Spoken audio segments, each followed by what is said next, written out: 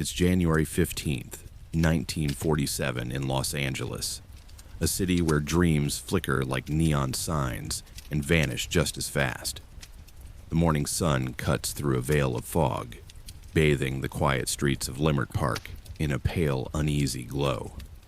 A young mother, Betty Bersinger, pushes her toddler's stroller along Norton Avenue, her mind on the day's errands. She glances at a vacant lot, overgrown with weeds, and freezes. A pale shape lies among the grass. Not a mannequin, but a woman's body, severed at the waist, her face slashed into a chilling, eternal smile. This is Elizabeth Short, the Black Dahlia, a name that will haunt Hollywood forever. Who killed her? Why does her story grip us nearly 8 decades later? Stay with me, truth seekers, as we unravel a mystery that refuses to die. Welcome to Pretty Little Deaths, where we chase the shadows of history's darkest truths. I'm your guide, peeling back the layers of true crime, horror romance, and forgotten lore to reveal what lies beneath. Today, we're stepping into 1940s Los Angeles, a city of glittering hopes and hidden horrors, to explore the murder of Elizabeth Short, the Black Dahlia. This isn't just a crime, it's a saga of ambition, betrayal, and a puzzle that's baffled the world for generations. Elizabeth was a dreamer, caught in a city that promised stardom but delivered danger. Her death was a performance, a chilling act that left Los Angeles reeling and a mystery unsolved. If you're ready to dive into this labyrinth, settle in, because we're going deep into Hollywood's darkest corners. Picture Leimert Park on that fateful morning. The neighborhood hums with life, modest bungalows basking in the early light. Children laugh, chasing each other down sidewalks, while milk bottles clink on porches and swing music drifts from radios. It's a scene of normalcy, of safety. Betty Bersinger, lost in thought, pushes her stroller, planning her day, groceries, maybe a coffee. Then she sees it, a pale form in the vacant lot, half hidden by weeds. At first, she thinks it's a prank, a discarded store dummy. She steps closer, her heart pounding. The air turns heavy, the world unnaturally quiet. It's no dummy. It's a woman, her body sliced cleanly in two, arms posed above her head, legs spread in a grim display. Her face, once beautiful, is carved with slashes from ear to ear, a grotesque smile that seems to mock the morning's peace. The scene is eerily clean, drained of blood, staged for discovery. Betty's scream shatters the silence, drawing neighbors, then police, then reporters. The victim is Elizabeth Short, a 22-year-old aspiring actress known for her dark beauty. The press brands her the Black Dahlia, a name that captures her mystique and seals her legend. This wasn't just murder, it was a spectacle, a calculated act meant to shock, to linger, to haunt. Who could craft such a nightmare? Drop your reaction in the comments below. Imagine stumbling on this scene. What would run through your mind? Elizabeth Short wasn't born the Black Dahlia. She was Betty, born July 29th, 1924, in Hyde Park, Massachusetts. A girl with dreams bigger than her small-town life. Her childhood was no Hollywood fairy tale. Her father, Cleo Short, built miniature golf courses until the Great Depression crushed his livelihood. He vanished one day, leaving Phoebe, his wife, to raise 5 daughters alone. Betty, the third, was quiet but radiant, her smile lighting up rooms. She escaped into movies, mesmerized by the silver screen, dreaming of a life beyond New England's gray winters. By 19, she followed that dream to California, landing in Los Angeles, her heart set on stardom. Hollywood was no paradise.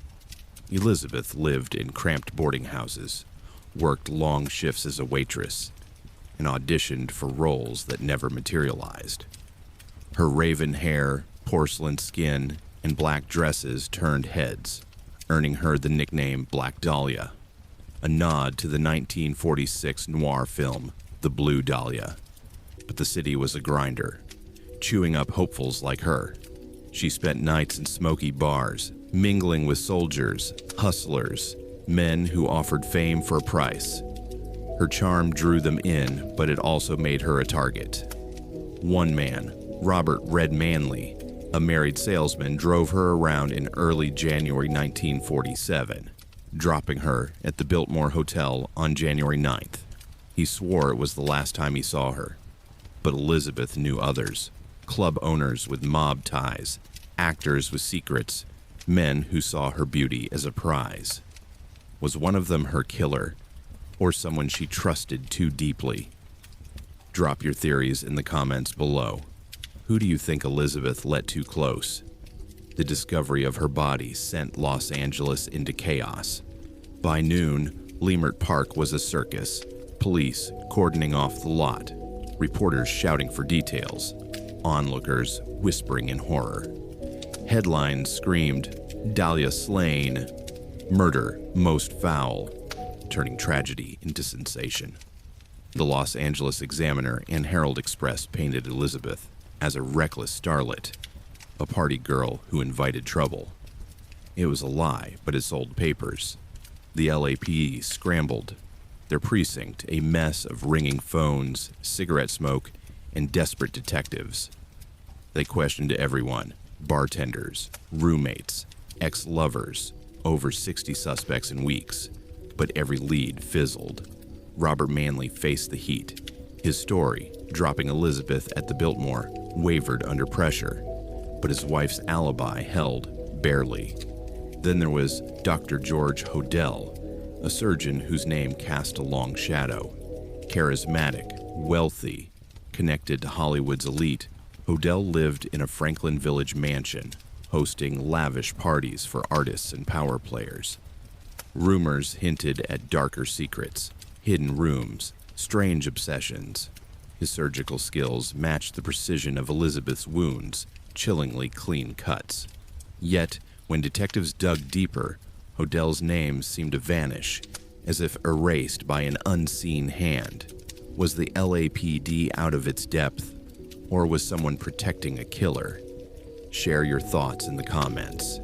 Do you think the police were outsmarted, or was the truth buried on purpose? As the investigation stalled, the killer played a twisted game. On January 24th, a package hit the Los Angeles Examiner, its contents ice cold. Elizabeth's address book, her birth certificate, a photo, and a note in cutout letters. "Here is Dahlia's belongings. Letter to follow." Days later, another arrived, signed the Black Dahlia Avenger, mocking, gleeful. Dahlia's death was justified. Catch me if you can. Mailed from scattered Los Angeles spots, some near the crime scene, the letters taunted police. One held a cryptic code, numbers and symbols hinting at secrets. Another promised a surrender that never came. The FBI analyzed handwriting, postmarks, paper, finding nothing. Over 500 false confessions flooded in, each a dead end, wasting time. The letters kept the case alive, a killer laughing from the shadows. What did justified mean? A personal grudge, a lover scorned, or something colder? Imagine opening that letter, knowing a killer wrote it. Drop your thoughts in the comments. What kind of mind taunts a city like this? Los Angeles in the 1940s wasn't just glamour. It was a city of shadows. By day, starlets chased fame under neon signs. By night, mobsters ran clubs, cops took bribes, and powerful men dodged the law. Elizabeth walked this tightrope, frequenting spots like the Florentine Gardens, where mob figures rubbed shoulders with hopefuls. She knew men who promised stardom but delivered danger. Was her killer one of them? Dr. George Hodel's shadow looms again. His mansion was a playground for Hollywood's elite. artists, actors, politicians. Whispers spoke of bizarre parties, secret rooms, a man with dark tastes. Years later, his son Steve Hodel accused him, pointing to his surgical skills and a 1950 LAPD wiretap catching cryptic words. Supposing I did kill the Black Dahlia, they couldn't prove it. Hodel was never charged, his name fading like smoke. Was he shielded by powerful friends, or just one suspect among many? Other theories swirled. A botched abortion, common in back alley clinics. A mob hit tied to her connections. A serial killer testing his craft. Each lead felt close, yet slipped away. Hollywood thrived on secrets, and Elizabeth's murder was its darkest mirror. Was it a crime of passion, a cover-up, or something worse? Drop your guess in the comments. Who had the power to hide the truth? If you're hooked on this tale like I am, hit that like button and subscribe to Pretty Little Deaths for more stories that refuse to be forgotten. Now, let's step into the killer's mind, a place as dark as Hollywood's back alleys. This wasn't a rash act, it was a performance, planned with chilling precision. The body, drained of blood, posed like a twisted sculpture. The cuts, surgical, precise, hinting at a trained hand. The letters, deliberate, taunting, meant to keep the world watching. Psychologists point to a psychopath, no empathy, driven by control, by outsmarting everyone. What fueled him? Obsession with Elizabeth's beauty, revenge for a slight, or a hunger for fame, carving his name into history hidden behind a mask. The letters scream showman, someone who wanted Los Angeles to tremble. Yet he left no trace, just a body and a legacy of fear. Elizabeth wasn't random. She was a symbol, a dreamer crushed by a city that dangles hope and snatches it away. The killer wanted us to remember, to keep his puzzle alive. And we have, for nearly 80 years. What drives a mind to such darkness? Obsession, fame, or something we'll never grasp? Share your theory in the comments. Let's peer into the killer's soul. The Black Dahlia case never faded. It's a cultural obsession, a wound that won't heal. Books like James Ellroy's The Black Dahlia and John Gilmore's Severed dissect every clue. Films, like Brian De Palma's 2006 adaptation, weave it into tales of betrayal.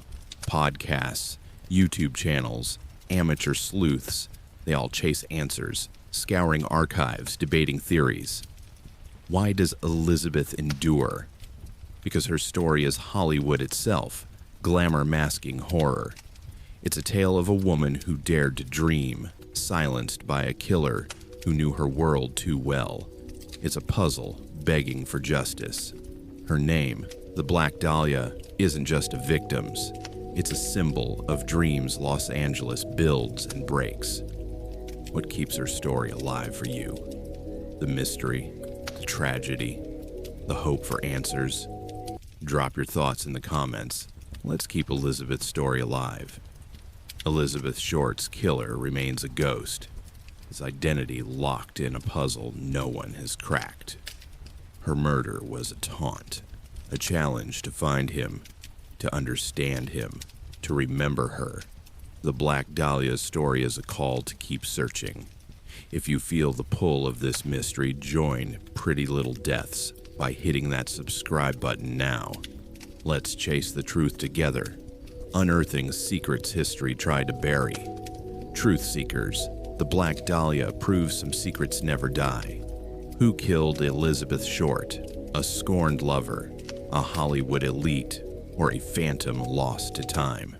Drop your theories in the comments. Share this with someone who craves mysteries like this, and dive into our playlist for more stories that'll keep you up at night. Our next tale is a romance that burned brighter and bloodier than Hollywood itself. Stay curious, stay relentless. Let's keep unraveling the truth. This is Pretty Little Deaths, signing off.